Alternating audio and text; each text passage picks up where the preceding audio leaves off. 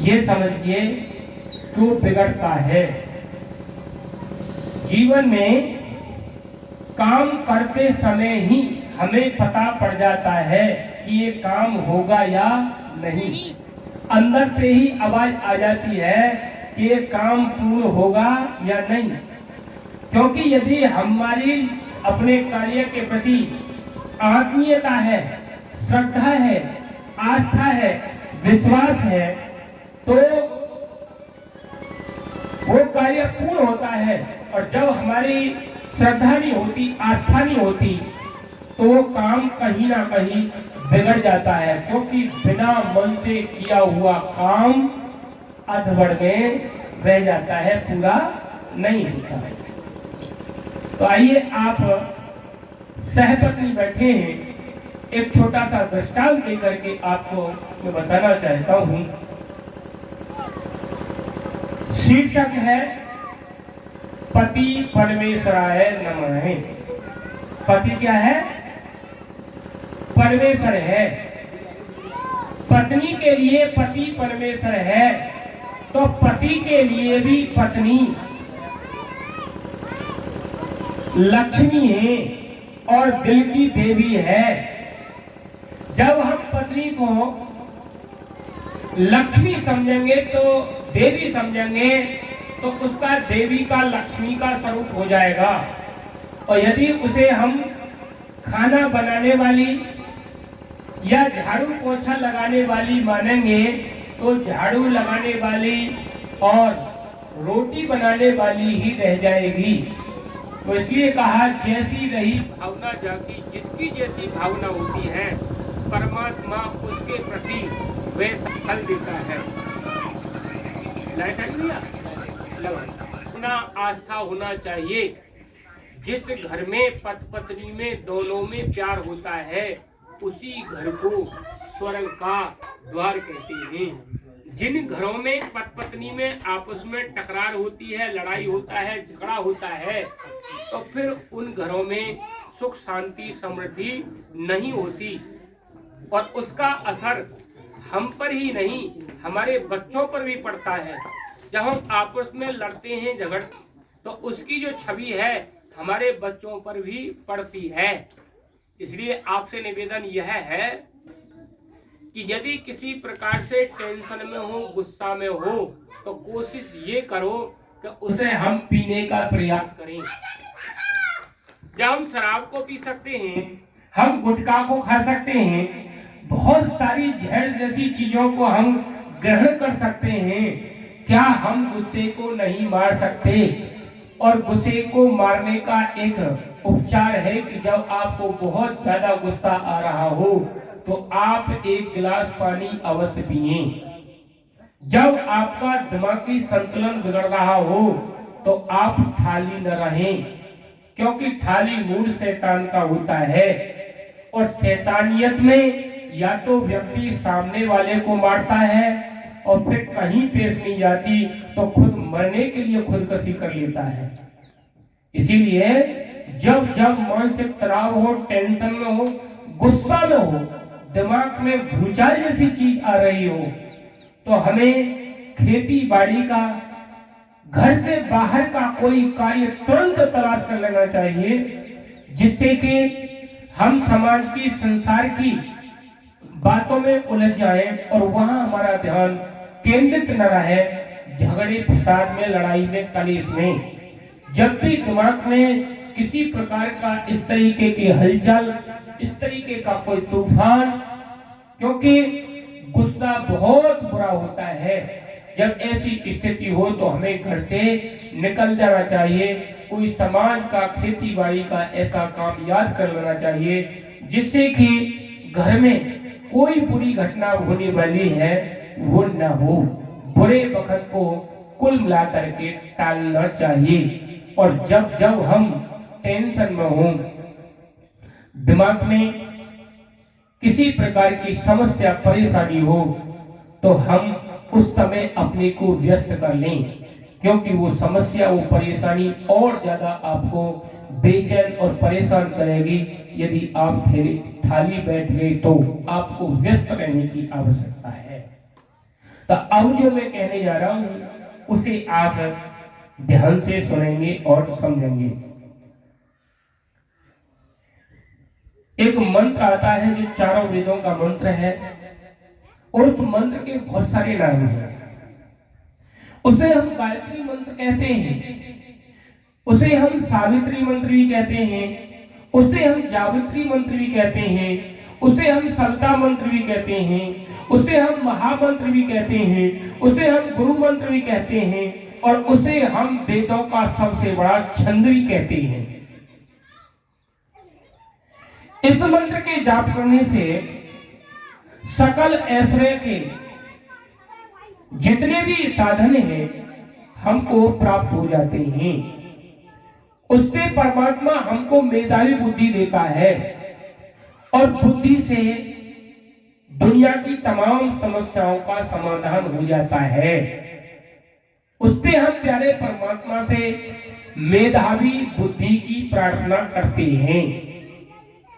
और इस चीज को समझने के लिए एक दृष्टांत आता है जो हमें आध्यात्मिकता से भी जोड़ता है और भौतिकता से भी जोड़ता है। वो दृष्टांत क्या है उसे समझने का प्रयत्न और प्रयास करेंगे। ये गायत्री मंत्र हमको सांसारिक सुख सुविधाओं को प्राप्त कराते हुए उस प्यारे परमात्मा को भी प्राप्त करा देता है। इसका प्रमाण है कि महर्षि दयानंद के गुरु विरजानंद बिल्कुल आंखों से नेत्रहीन थे। उनके आंखों में बिल्कुल रोशनी नहीं थी। क्या था कि उन्होंने गायत्री मंत्र का इतना जाप किया कि जो आंखों वाले थे उन विद्वानों से भी ज्यादा उनको वेद का ज्ञान हो गया। सृष्टि के आदि का जो ज्ञान है, चारों वेदों का ज्ञान उनको हो गया और अपने शिष्य को उन्होंने मुख से वो सारा ज्ञान करा दिया जिसे हम महर्षि दयानंद के नाम से जानते हैं। जब आंखें नहीं थी तो इसका मतलब है कि वो विद्यालय भी पढ़ने नहीं गए होंगे। तो उन्होंने गायत्री के जप से, गायत्री के तप से चारों वेदों का ज्ञान अर्जित कर लिया और अपने शिष्य महर्षि देव दयानंद को वह ज्ञान इसलिए दिया कि तुझे इसे लेकर के घर नहीं बैठना है, सारे जगत में इस ज्ञान का प्रचार प्रसार करना है। क्योंकि गुरुजी को लौंग ज्यादा प्यारी थी तो वो जो लौंग लेकर के गए तो उन्होंने कहा कि तुझसे लौंग नहीं चाहिए, मुझे तेरा जीवन चाहिए दक्षिणा में, क्योंकि मुझे तुझ पे ही भरोसा है, तू ही मेरे इस ज्ञान का संसार में प्रचार प्रसार कर सकता है। चलिए मैं उधर नहीं जाना चाहता। आपने एक कथा सुनी होगी जिसे हम सत्यवान सावित्री की कथा कहते हैं। उस कथा को मेरा यह कहने का आशय नहीं है। उस कथा का सारांश क्या है, उस कथा का उद्देश्य क्या है, वह कथा हमको क्या संदेश देती है, इसे समझने की आवश्यकता है। तो कथा में अंतिम पड़ाव में क्या होता है कि सत्यवान के प्राण लेकर के यमराज महाराज चल देते हैं।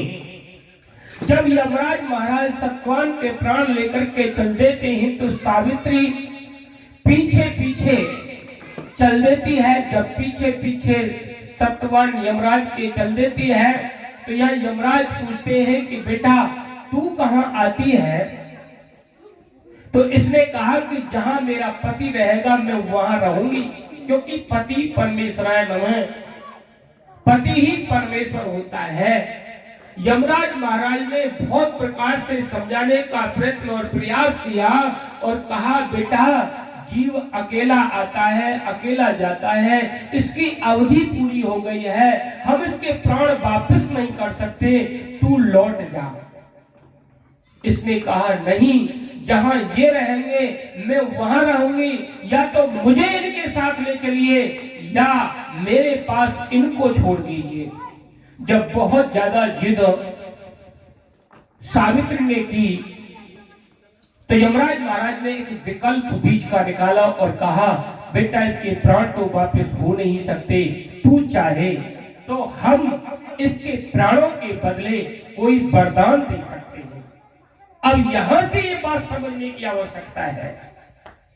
तू चाहे तो हम इसके बदले प्राणों के कोई वरदान दे सकते, तू वरदान मांग ले, इसके प्राणों की बार बार तू गुहार मत लगा। तो सती सावित्री ने कहा कि क्या आप मेरे पति के प्राणों के बदले वरदान दे पाएंगे? इसने कहा बिल्कुल दूंगा।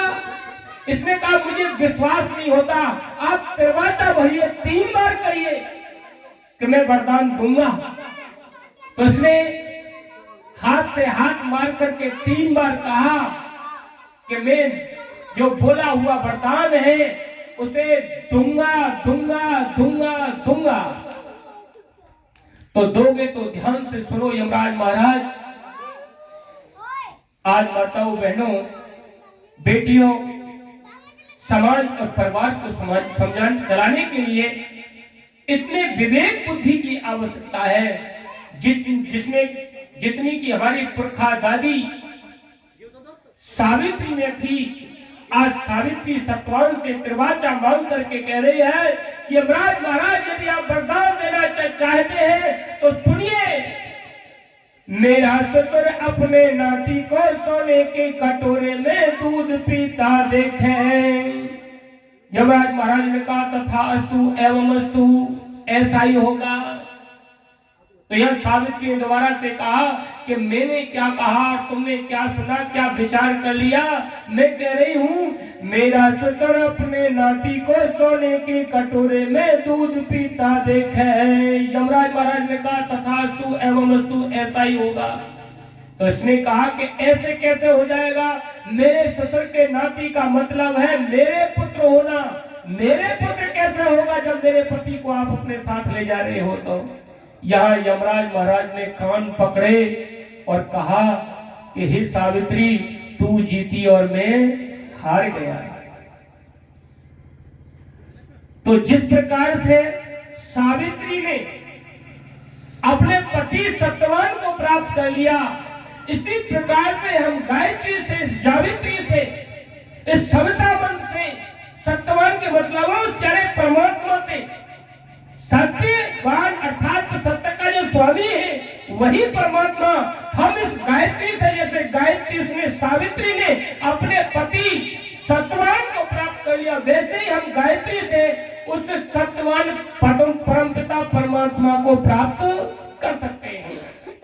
तो यहाँ कह रही है कि महाराज इतना ही नहीं, मेरा ससुर अपने नाती को सोने के कटोरे में, मिट्टी के में नहीं, स्टील के में नहीं, पीतल के में नहीं, प्लास्टिक के में नहीं, मेरा ससुर अपने नाती को सोने के कटोरे में, क्योंकि सोने के पात्रों में, सोने के बर्तनों में राजकुमार भोजन करते हैं, राजघरानों के बच्चे भोजन करते हैं। जो मेरे सास ससुर को अंधे धुंधे का शराब लगा हुआ है, कह रहे हैं कि जो मेरे सास ससुर का धन संपत्ति वैभव राज लुट गया है वो वापस आ जाए। मेरा ससुर अपने नाती को सोने के कटोरे में चाय नहीं, पानी नहीं, मट्ठा नहीं और कुछ नहीं, दूध पीता देखे।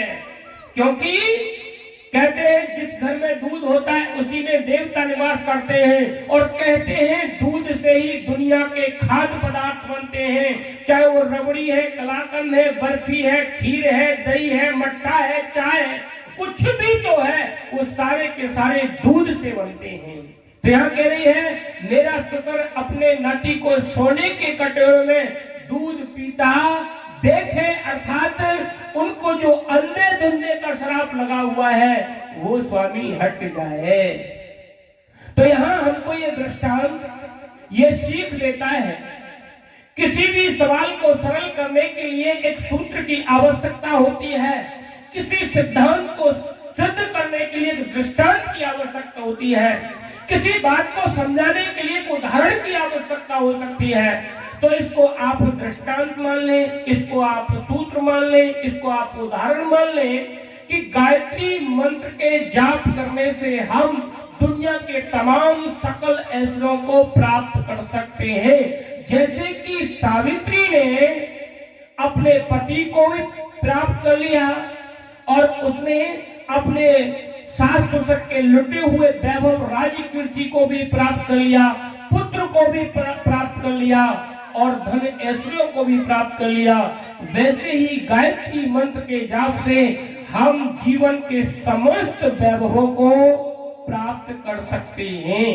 और जब गायत्री मंत्र से हम ये आहुति देते हैं तो मैंने आपको बताया कि जब घी और सामग्री को अग्नि में, तो अग्नि शुद्ध होती है, उसका विस्तृत सूक्ष्म रूप करके वातावरण भेजती है, वातावरण शुद्ध होता है, वातावरण वायु होता है, वायु शुद्ध होता है, शुद्ध वायु को हम सूंघते हैं तो हमारी बुद्धि शुद्ध पवित्र होती है और संसार के सारे कार्य बुद्धि से ही तो होते हैं। ये तो आध्यात्मिक बात हुई।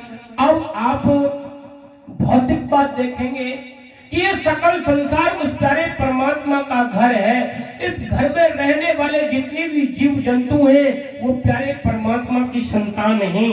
जो प्यारे परमात्मा की संतान को यज्ञ आदि शुभ कर्मों से सुख देता है तो परमात्मा भी उस व्यक्ति से प्रसन्न होता है। जैसे कि किसी माँ के बच्चे को हम दुख देते हैं तो माँ दुखी होती है और हम किसी बच्चे को सुख देते हैं तो उसकी माँ प्रसन्न होती है। वैसे ही परमात्मा जगत पिता की माता है, माँ है। यदि उसके सकल संसार के जीव जंतुओं को हम यज्ञ इत्यादि शुभ कर्मों से सुख देते हैं तो माँ अपने जीवों को सुखी दे करके, अपनी संतान को सुखी दे करके प्रसन्न होती है। इसीलिए बहुत सुंदर बात भजनकार ने कही कि होता है सारे विश्व का कल्याण यज्ञ से और जल्दी प्रसन्न होते हैं भगवान यज्ञ से। यदि आप परमात्मा को प्रसन्न करना चाहते हैं, अपने जीवन में सकल ऐश्वर्य लाना चाहते हैं तो आप यज्ञ से जुड़ें। यज्ञ, शुभ कर्म, भक्ति 5 प्रकार की होती हैं। इसे हम वेद की भाषा में यज्ञ कहते हैं और इनको हम 5 प्रकार की भक्ति भी कह सकते हैं। हम इन्हें 5 प्रकार के शुभ कर्म भी कह सकते हैं। ये 5 कौन से प्रकार हैं उनको और सुनते चले। पहला प्रकार है ब्रह्म यज्ञ। ब्रह्म यज्ञ के मायने हैं सुबह शाम उस प्यारे परमात्मा की प्रार्थना करना। हम उस प्यारे परमात्मा की सुबह शाम प्रार्थना क्यों करें? प्रश्न ये हो सकता है कि उस प्यारे परमात्मा की सुबह शाम हम प्रार्थना क्यों करें? क्योंकि एक अंग्रेजी के विद्वान ने कहा और वेद के इस ईश्वर स्तुति प्रार्थना उपासना के 6ठे मंत्र में भी कहा, ओम ये न धूर्ग्रा पृथ्वी चंद्रढ़ा ये न स्वस्तिवत। ये मंत्र और अंग्रेजी के विद्वान ने कहा उसका जो आशय वो ये है कि उस प्यारे परमात्मा ने इस पृथ्वी को, सूर्य, चंद्रमा आदि तारों को सबको बनाया है। और अंग्रेजी का विद्वान कह रहा है he is God made the sun and moon. उसने सूर्य को बनाया, उसने चंद्रमा को बनाया। He's God made the sky and star. उसने आकाश को बनाया, आकाश में भी तारों को सजाया। और कह रहा है he is God made the all world. उसने सारे संसार को बनाया। और अगली बात तो कमाल की कह दी, कह रहा है every man is like a child. प्रत्येक जीव को, प्रत्येक व्यक्ति को अपने बच्चे की भांति प्यार करता है। प्रत्येक जीव को अपने बच्चे की भांति प्यार करता है। अभी सरफ निकला है तो सब लाठी डंडा लेकर भागेंगे, मारो मारो मारो। लेकिन वो प्यारा परमात्मा इतने विषैले जीव को भी अपनी धरती में, पृथ्वी में छिपने का स्थान देता है। कई बार बेटी बेटा गलती कर देते हैं तो उनको सब मारो मारो कहते, मारो भगाओ, ये करो वो करो। लेकिन परमात्मा उन्हें भी छुपने का अपने संसार में कहीं ना कहीं स्थान देता है। तो इसलिए कहा है कि वो अपने बुरे से बुरे जीव को भी इतना प्यार करता है कि अपनी व्यवस्था में कहीं ना कहीं उनको सुरक्षा देता है। इसलिए विद्वान कहता है कि morning and evening we should pray to God. हमें उस प्यारे परमात्मा की सुबह शाम प्रार्थना करनी चाहिए, क्योंकि God is the great and almighty, ईश्वर महान है और सर्वशक्तिमान है, तो उसकी हमें सुबह शाम प्रार्थना करनी चाहिए। इसको हम ब्रह्म यज्ञ कहते हैं। दूसरा देव यज्ञ जो मैंने अभी बताया, घी और सामग्री से हुआ। तीसरा होता है पितृ यज्ञ। पितृ यज्ञ के मायने होते हैं अपने जीवित माता पिता की सेवा करना। जीवित माता पिता की सेवा करने से क्या होगा? ये जीवित माता पिता ऐसे मानिए हमने भगवान कहीं नहीं देखा, ये माता पिता हमारे साक्षात भगवान होते हैं। मैं कई बार एक बात कहा करता हूँ, जितनी श्रद्धा से हम यात्रा करते हैं, जितनी श्रद्धा से हम मंदिर जाते हैं, जितनी श्रद्धा से हम प्रतिमाओं को मिलाते हैं, कहीं उतनी श्रद्धा से हम अपने माँ बाप की कमर मिल के मिला दें, तो मेरा ये वादा कि उनके मुख से निकला हुआ वचन आपके जीवन के लिए वरदान बन जाएगा। जब दुर्योधन के शोक में सब आ रहे हैं तो पूछ रहे हैं कि भाई क्या हुआ, कि दुर्योधन की मृत्यु हो गई, सब शोक संताप में डूब रहे हैं। कौन कौन रो रहे थे? पूछा कौन कौन रो रहे थे? बताया सब यार रिश्तेदार मिलने जुलने वाले रो रहे थे। तो भगवान कृष्ण कहते हैं कोई नहीं रो रहा था, सब अपने अपने दुखों को रो रहे थे। रोने वाली कोई वास्तव में थी तो गांधारी थी। तो माँ को जो कष्ट होता है अपने बेटे का, किसी को नहीं होता। इसीलिए देवताओं में भी माँ का सबसे पहले नाम आया है। मातृ देवो है, पितृ देवो है, आचार्य देवो है। और गुरुओं में भी यदि कोई नाम आया है, मातृवान, पितृवान, आचार्यवान, पुरुषो वेदा, यानी सबसे पहले गुरुओं में भी किसी का नाम आया है तो वो माता पिता का आया है। ऋषि बाबू कुर्सी कुर्सी कुर्सी तो ऐसे करके हमको अपने जीवित माता पिता की सेवा सत्कार करनी चाहिए। और चौथा ये जो होता है जी अतिथि देव यज्ञ। यज्ञ के बारे में मैंने बताया कि शुभ कर्म के होते हैं। चौथा जो यज्ञ होता है अतिथि देव यज्ञ होता है। अतिथि का मतलब होता है कि अचानक यकायक बिना तिथि के कोई व्यक्ति हमारे यहाँ आ जाए तो हम अपनी सामर्थ्य अनुसार, जो हमारी सामर्थ्य है उस सामर्थ्य श्रद्धा अनुसार उसकी हम क्या करें? सेवा सत्कार करें। इस सेवा सत्कार से क्या हो जाएगा जी? इस सेवा सत्कार से हमारी समाज में पहचान बनेगी, हमारी समाज में एक यश बढ़ेगा। यश और पहचान बढ़ेगी। कैसे बढ़ेगी? कि हम पूरन सिंह जी के यहाँ गए, तब बैठने की देर ना हुई पानी आ गया। अरे पानी पीने की देर ना हुई कि चाय आ गई, दूध आ गया। और चाय दूध पिया नहीं था, कितनी लक्षणी औरत होगी कि तुरंत भोजन आ गया। और पहले कहते थे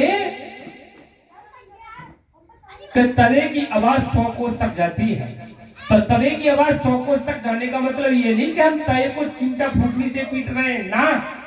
जो वहां तय घे की खा करके जा रहा है वो 100 कोस तक हमारी प्रशंसा कर रहा है। आवाज का मतलब ये है।